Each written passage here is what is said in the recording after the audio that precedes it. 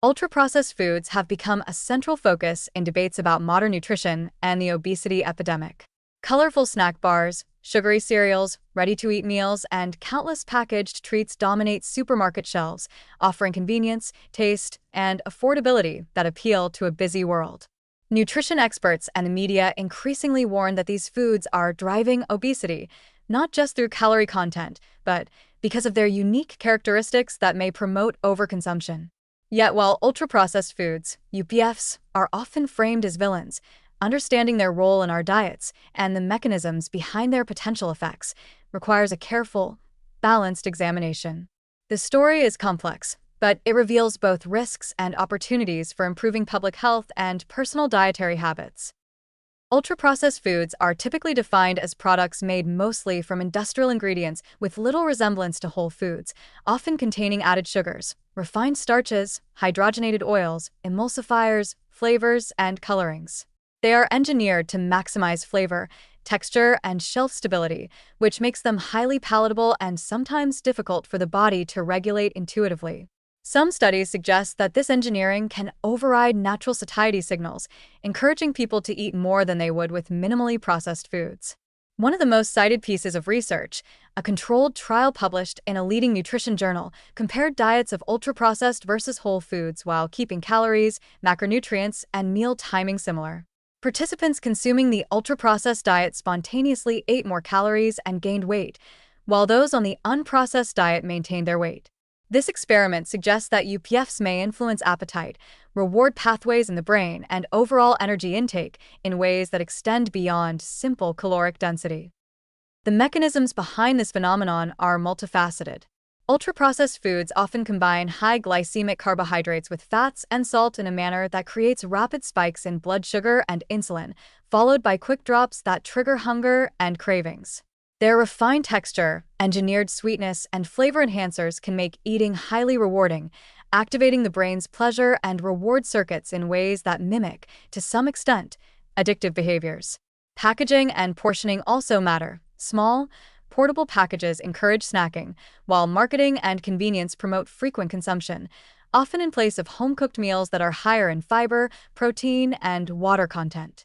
In this way, UPFs may subtly shift the balance of energy intake over time, supporting weight gain even when calorie counting alone would suggest moderation is possible. Despite these concerns, it is important to avoid oversimplification. Ultra-processed foods are not inherently bad or universally harmful. Many people rely on them for convenience, work schedules, and affordability, and they can be part of a flexible diet without necessarily leading to obesity. The broader context of overall diet quality, physical activity, sleep, stress, and genetics plays a substantial role in determining health outcomes. Moreover, not all UPFs are created equal. Some fortified cereals, ready-to-eat meals, or minimally sweetened packaged foods can provide essential nutrients, fiber, or protein in convenient forms.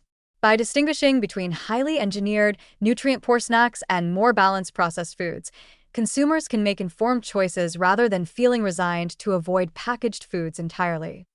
From a public health perspective, understanding the role of ultra-processed foods allows for practical strategies to improve population diets. Encouraging a greater intake of whole, minimally processed foods, vegetables, fruits, legumes, nuts, whole grains, lean proteins, provides satiety, fiber, micronutrients, and slower digestion that naturally regulate appetite. Incorporating minimally processed foods alongside selected processed items can help people enjoy convenience and flavor while reducing overeating risk. Simple adjustments, such as preparing batch meals, keeping nutrient-dense snacks on hand, or pairing UPFs with fiber-rich fruits and vegetables, can mitigate the appetite-stimulating effects of ultra-processed products without requiring complete avoidance. Moreover, research shows that when people shift toward diets rich in whole foods, they often experience improvements beyond weight control.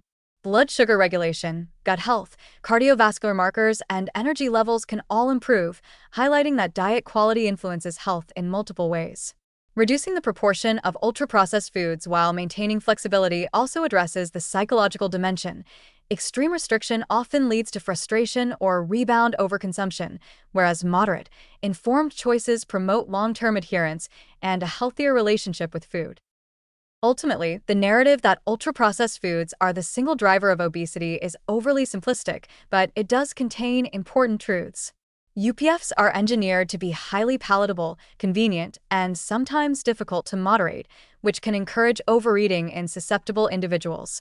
At the same time, the broader context of lifestyle, genetics, and overall diet quality determines whether these foods contribute to weight gain or remain a manageable part of a balanced diet.